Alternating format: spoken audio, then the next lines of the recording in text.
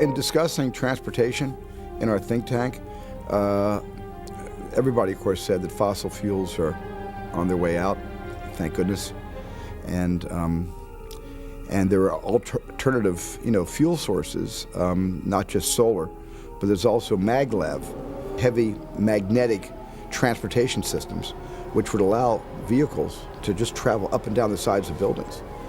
Pixel Liberation Front was hired by Alex McDonough to work on the conceptual design of the futuristic transportation system, the maglev system. He wanted to see the maglev system really developed in 3 dimensions with motion, to see what these cars would really look like, how the cars move through the city. So the maglev sequence was really, how do we design, how do we get all of this excitement and complexity of this very, very sophisticated transportation system into just a couple of shots that ILM in the end is going to do the finals on, so that you could see it, you could understand what this was. You can come to my house, John. No, I can't. They'll get me there. I'm not going to get haloed. You can't run, John. Everybody runs.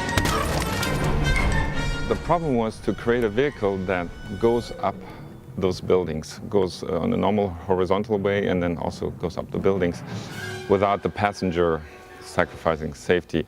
So we finally came up with a design that had end pods moving. So the center cabin will always stay in a horizontal version, and the end pods actually turn around and then levitate you up the building. I'm home. The one you see in the background, the green maglev, that is Tom Cruise's personal maglev car.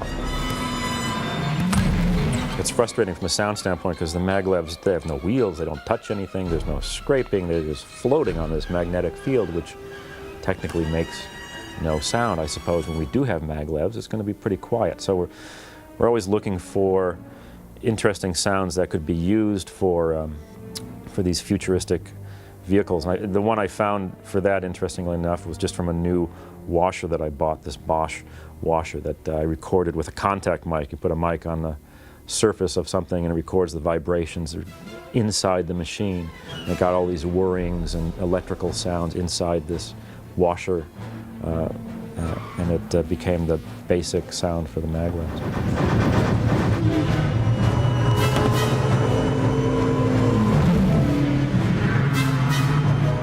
Then we also have a red Lexus sports car that is driven by Tom Cruise. He drives it out of the factory where he steals it. There's a complete action scene, and he just takes the last one from the line and takes off and drives through the country. And we did a bunch, I think about 8 background vehicles, which were sort of small little electric cars. And they can also drive around, but they were used mainly for background vehicles. Time horizon 6 minutes.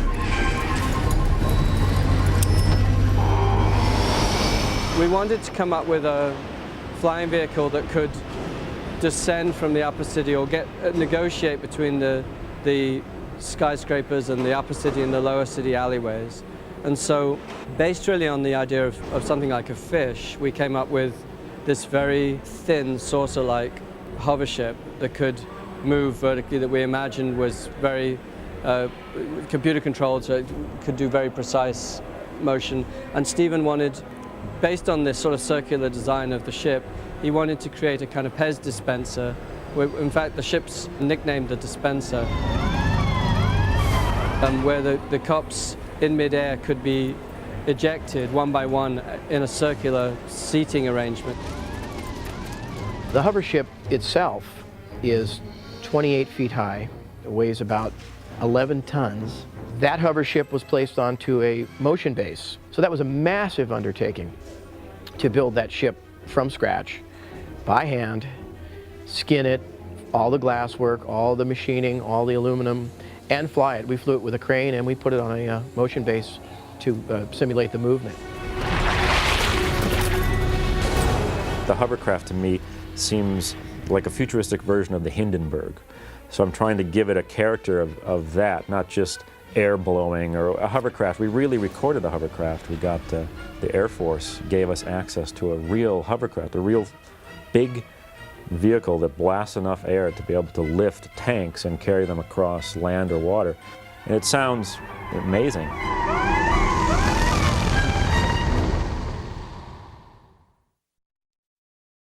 Hey, it's Lisa here with some behind the scenes trivia. Now, the first recorded use of special effects as we know them was done in 1857 by Oscar Rieglander.